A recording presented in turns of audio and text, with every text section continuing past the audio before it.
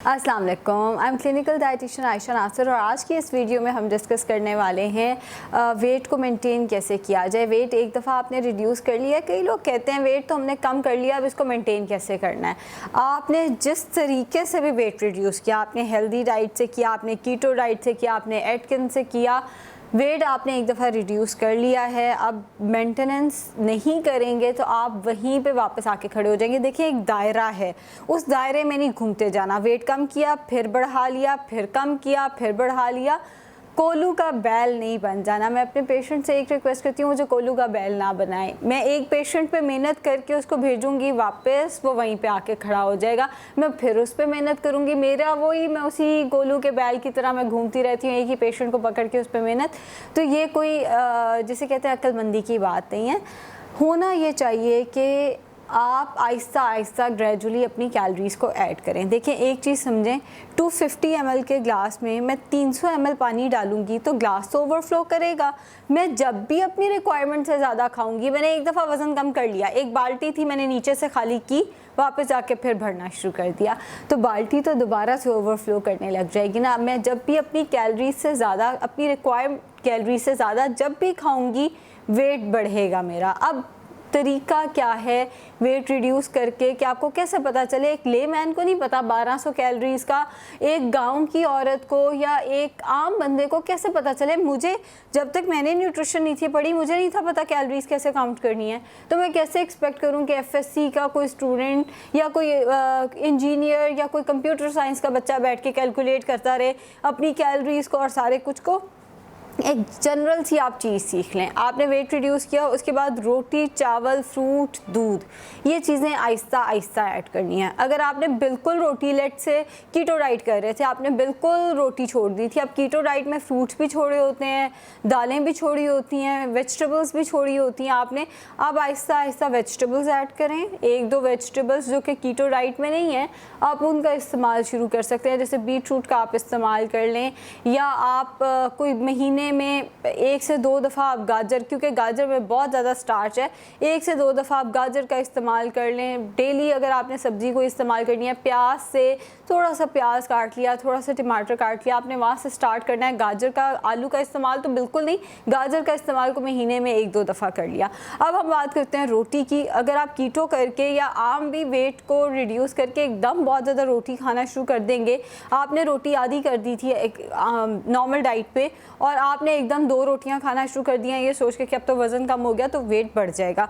अगर आप आधी रोटी खा रहे थे, आपने जिसे पंजाबी में कहते हैं एक चप्पा, यानी 1/4 रोटी ऐड करनी है दोपहर में और रात में, दोनों टाइम पे 1/4 रोटी आपने ऐड कर देनी है अपनी डाइट के अंदर, इससे ज़्यादा नहीं। और अगर आपने कीटो की है या एटकिंस की है तो 2 हफ्ते के अंदर आपने 1/4 चपाती जो है वो लेनी है। 2 हफ्तों में एक दफ़ा 1/4 चपाती, क्योंकि हमने वेजिटेबल्स भी ऐड किया, अभी हम फ्रूट भी ऐड करेंगे। वेजिटेबल भी ऐड कर लो, फ्रूट भी ऐड कर लो, रोटी भी ऐड कर लो, चावल भी, तो वेट कीटो वालों का तो फ़ौरन बढ़ जाएगा, एटकिंस वालों का भी फ़ौरन बढ़ जाएगा, और जिन्होंने वेट लॉस किसी शॉर्टकट से किया उनका भी फ़ौरन बढ़ जाएगा। तो ये चीज़ें ज़रा ग्रेजुअली ऐड करते होते हैं।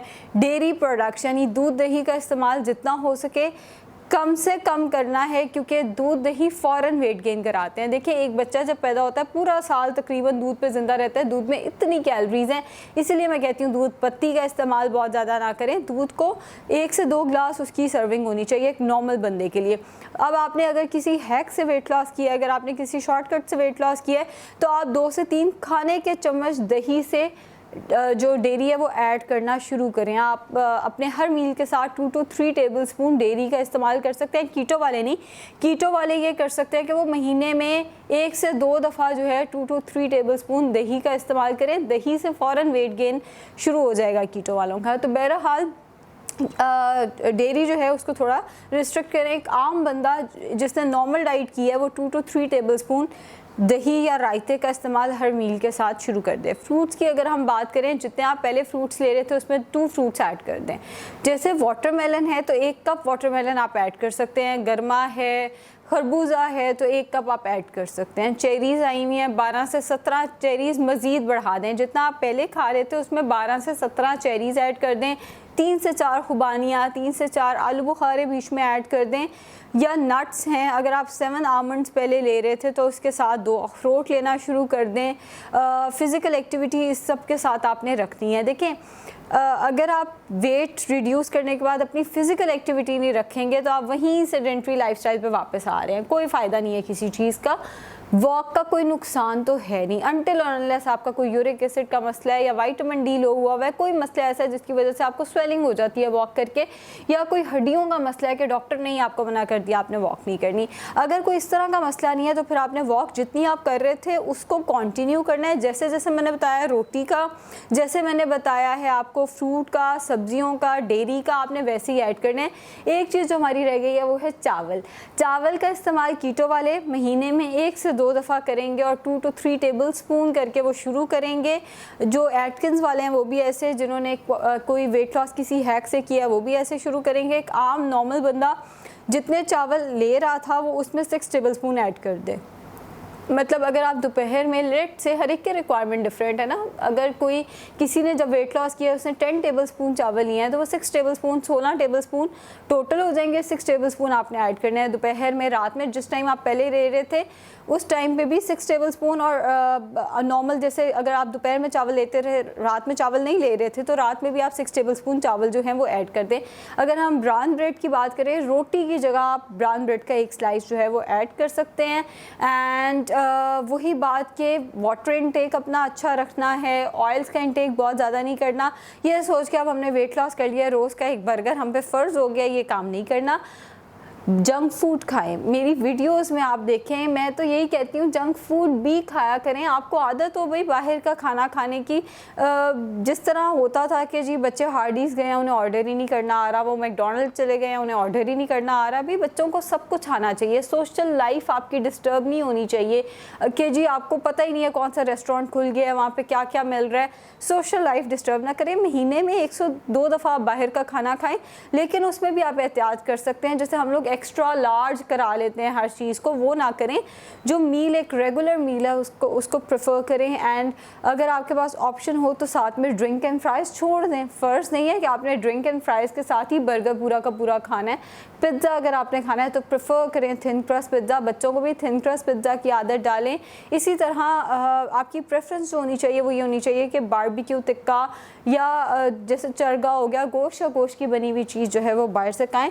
महीने में 1 से 2 दफ़ा आपका बाहर की डाइट होनी चाहिए, इससे ज़्यादा नहीं होनी चाहिए। जैसे हम लोग करते हैं हर वीकेंड पे हमें डाइन आउट करना है, और मेरे पास क्लाइंट्स आके कहते हैं हम Friday, Saturday, Sunday dine out करते हैं, उसके बाकी 4 दिनों का डाइट प्लान देते हैं। भाई बाकी 4 दिनों में कौन सा मार का मार लेंगे, जब हफ्ते में 7 दिन है, 3 दिन आपने चीटिंग करनी है तो 4 दिन आप कैसे कंट्रोल कर सकते हैं? 4 दिन से क्या फ़र्क पड़ने वाला है? ये काम छोड़ दें। 2 हफ्ते में 1 दफ़ा बहुत है, वो भी एक मील। ये नहीं कि पूरा सैटरडे रख लिया, अब हमने नाश्ते से शुरू होना और रात का खाना तक हमने चीटिंग करनी है।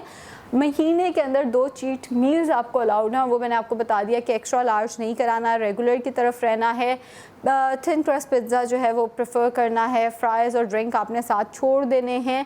इस तरह से वेट मेंटेन रहेगा। वही बात कि अगर पहले वाली आपकी आदतें आपको हेल्प कर रही होती हैं तो आपको वेट लॉस की ज़रूरत ही नहीं थी। आपको वेट लॉस की ज़रूरत ही तब पड़ी है क्योंकि आप 200 ml के ग्लास में 300 ml पानी डालने की कोशिश कर रहे थे, अपनी ज़रूरत से ज़्यादा खा रहे थे, जिसकी वजह से वेट गेन हुआ।